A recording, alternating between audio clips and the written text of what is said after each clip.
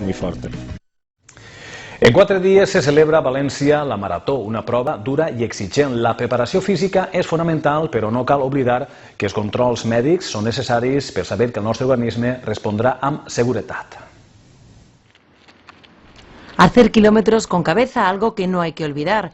Cada vez hay más aficionados a correr. Julio participará en el maratón de este domingo y considera imprescindible que su cuerpo esté a punto. El doctor Buil le somete a una prueba de esfuerzo. Vas a llevar el electro que estamos viéndote continuamente, cómo va tu ritmo cardíaco y cuál es el trazado del electrocardiograma. En Francia es obligatorio presentar esta prueba para participar en carreras de larga distancia. En España, no. Desde el área de salud deportiva consideran básicos los controles.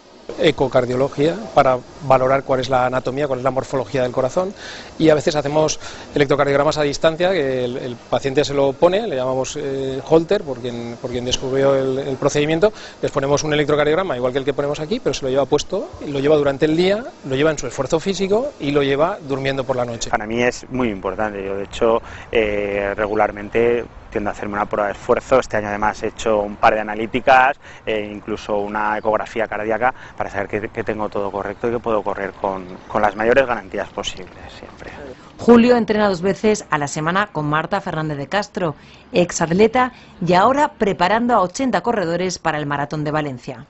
Ahora vamos a levantar las rodillas hacia arriba, ¿vale? Cuerpo un pelín adelantado, braceando bien. Lo primero, trabajar la condición física y la técnica de carrera, cuidando cada detalle. Los brazos no están muertos, los brazos también trabajan, nos ayudan, que no tenemos que entrar con el talón en el suelo, o sea, tenemos que apoyar un poco más con el metatarso, con la planta del pie.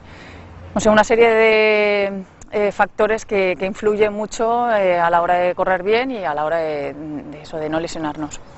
Fuerza y velocidad con control. Por delante 4 días para que cuerpo y mente respondan al reto que cada uno, dentro de sus posibilidades, se marque.